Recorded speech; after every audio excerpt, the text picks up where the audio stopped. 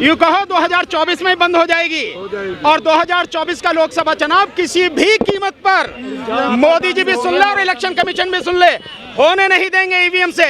चुनाव होगा 2024 का तो केवल और केवल बैलेट पेपर से होगा, इसके अलावा चुनाव होगा नहीं। कौन डरते हैं मोदी जी से? और मोदी जी डरते हैं हमसे। मोदी जी से कौन डरे यार मेरे?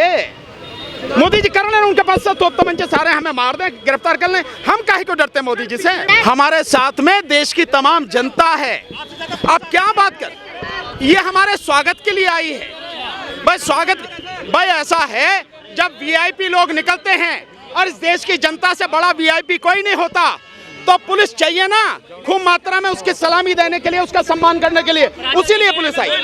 जो आजादी का आंदोलन था सैकड़ों साल तक चला, लेकिन उसके बाद देश को आजादी मिली, लाखों लोगों ने कुर्बानी दी। अगर इस ईवीएम से निजात दिलाने के लिए, इस मोदी सत्ता से निजात दिलाने के लिए हम सारे के सारे लोग बलिदान भी हो जाएं, हमारी कुर्बानी भी हो जाए, कोई दिक्कत नहीं। और भी अगर कुछ समय लग जाए कोई दिक्कत नहीं, लेकिन इस देश को बचाना जरूरी है, इस देश के संविधान को बचाना जरूरी है, इस देश के लोकतंत्र को बचाना जरूरी है, और सबसे ज्यादा इस देश की जनता को, हमारी जो पीढ़ी है आने वाली, उसके भविष्य को, अपनी औलाद को बचाना जरूरी, इसलिए लड़ाई चलेगी। लेकिन हम दबने वाले नहीं हैं, हम बंदी बनने वाले नहीं हैं। हम इलेक्शन कमीशन को भी पुलिस के, अमित शाह साहब के दबाव से आज़ाद कराने आए। हम ईवीएम से चुनाव होने क्यों देंगे? देश की जनता ईवीएम से चुनाव होने क्यों देगी? नहीं होने देगी। आप इतना नाउम्मीदी ना रखें। आज तो ये बात साफ हो गई ना कि इलेक्शन कमीशन हमसे मिलना चाहता है, पुलिस हमें रोकना चाहती है। आज तो ये भी बात साफ निकल के आ रही है ना कि मोदी जी ने क्या कर रखा होगा, अमित शाह साहब ने क्या कर रखा होगा इलेक्शन कमीशन के साथ। वो भी एक विषय है जिसको हमें इन्वेस्टिगेट करना है। क्यों डरती है अमित शाह से? मुझसे नहीं डरते, क्या बात कर रहे हो आप? अमित शाह साहब मुझसे डरेंगे? मुझसे डरेंगे? वो मुझे मरवाने के लिए कोशिश कर रहे हैं, मुझे अरेस्ट कराने को डरते नहीं है। वो डरते हैं देश की जनता से, वो डरते हैं देश के बाबा साहब के संविधान से। ईवीएम से चुनाव नहीं होने देंगे।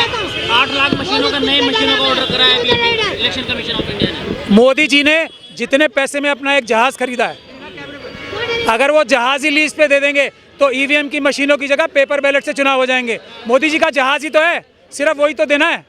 इतना पैसा नहीं लगना है पेपर बैलेट से चुनाव कराने में या वीवीपैट से चुनाव कराने में, इतना पैसा नहीं लगना है। मोदी जी का जहाज जाएगा बस थोड़ी देर के लिए। 2024 से पहले ईवीएम बैन हो जाएगी। 100%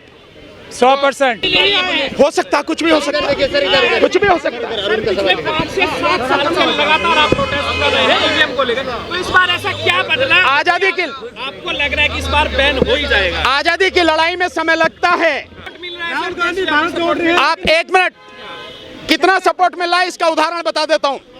आप सब मीडिया के साथी हो, आप अपने चैनल्स पे देखो कितने लोग देख रहे हैं और कितने लाइक कर रहे हैं और कितने जो कमेंट आ रहे हैं। एक बात, दूसरी बात, ये जो अभी ड्राइवरों के पक्ष में मैंने बोला है ना, 3 करोड़ से ज्यादा लोग देख चुके हैं, 15 लाख से ज्यादा लोगों ने लाइक किया है और 7.5 लोगों ने, 1700 लोग, 1,70,000 लोगों ने उसको शेयर किया है। इसके अलावा और भी कोई जरूरत है? मैं एक मिनट, यस, इतना मैं चैलेंज कर रहा हूं आज की तारीख में, अगर इतने लोग मोदी जी को देखते हो, मोदी जी को लाइक करते हो, कमेंट करते हो, तो मैं हमेशा के लिए राजनीति छोड़ दूंगा। कोई भी व्यक्ति, राहुल गांधी जी जो बहुत बड़े नेता हैं, कोई भी देश का नागरिक जो संविधान पसंद करता है, बाबा साहब डॉक्टर भीमराव अम्बेडकर के संविधान को चाहता है, वो ईवीएम के खिलाफ होगा।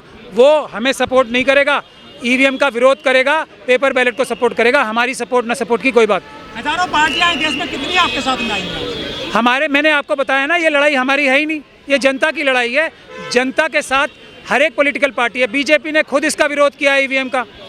हालांकि बीजेपी और आरएसएस तो आप समझ सकते हैं संविधान के कितने बड़े विरोधी हैं, उन्होंने भी इसका विरोध किया है। इसमें एक भी पॉलिटिकल पार्टी देश की ऐसी नहीं है जो ईवीएम की समर्थक हो, ये मैं आपको कह सकता हूँ। लेकिन एमपी एमएलए तो सर उनके ही बनते हैं ना, उनको जरूरत पड़ेगी सबसे पहले तो नहीं, पटाने के लिए। मैं आपको यही बता रहा हूँ ना, एमपी एमएलए ईवीएम के बनते हैं, उनके नहीं। आज अडवाणी जी को एक तरीके से साइडलाइन कर दिया। 3 चीफ मिनिस्टर्स क्यों चुप होकर घर में बैठ गए? बीजेपी के जो एक्स चीफ मिनिस्टर्स थे, वसुंधरा राजे सिंधिया, शिवराज सिंह चौहान, रमन सिंह, क्यों? क्योंकि मोदी जी ने बताया तुम्हारी वजह से तो एक वोट नहीं मिला, सब वोट तो मैं ईवीएम से लाया हूँ, तुम कौन हो? इसीलिए कान पकड़ के उनका बाहर कर दिया और वो कुछ नहीं कह पा रहे। पुलिस आपको जाने नहीं दे रही इलेक्शन कमीशन तक। आप तो इसीलिए जिस तरीके से इलेक्शन कमीशन को बंदी बना रखा है, उसी तरीके से हमें भी बंदी बनाने की कोशिश कर रहे हैं। लेकिन हम दबने वाले नहीं हैं, हम बंदी बनने वाले नहीं हैं। हम इलेक्शन कमीशन को भी पुलिस के अमित शाह साहब के दबाव से आज़ाद कराने आए। कुछ लोग कहते हैं कि मनुस्मृति है नहीं है। अब ईवीएम तो पढ़ी नहीं जा रही, क्या होगी ये मुझे पता नहीं। कोई पढ़ के तो बता दे ईवीएम है क्या, यही तो मुद्दा है। ईवीएम के अंदर क्या है कोई नहीं बता पा रहा, यही तो सबसे बड़ा मुद्दा है। सुप्रीम कोर्ट चुनाव आयोग कह रहा है कि आप सबूत दीजिए, पहले नोटिस भेजे जाएंगे। सबूत लेने ही तो जा रहे हैं हम। इलेक्शन कमीशन जो चैलेंज कर रहा है बार बार कि इसको हैक करके दिखाइए, हैक तो जब करेंगे जब हाथ में देंगे नहीं और हैक करके दिखाइए। तो ये जो अमित शाह साहब के दबाव में सारे काम हो रहे हैं उसको खत्म करने ही तो आज हम निकले। कैसे बनेगा सर ये जन आंदोलन? बन तो गया, आप देख नहीं रहे कितने लोग हैं। पहले देखो आप, जन आंदोलन बन चुका है। ज्यादा सर आपसे नहीं, हमने आज ज़्यादा लोग नहीं बुलाए जान के। आपको पता है हमने कोई फॉर्मल इनविटेशन भी नहीं दिया है। हमने सिर्फ आह्वान किया था, लोग जो चाहते हैं हमारे साथ आके 50-50 मशीनें लेने वो आएँ। ये इसीलिए लोग आए हैं। हम कोई अगर इसको ऑर्गेनाइज करके करते तो यहाँ हज़ारों लोग भी हो सकते थे। हम नहीं चाहते, क्योंकि हम दुनिया को दिखाना चाहते हैं। पहले हम लोग CAA NRC के प्रोटेस्ट करने वाले हैं।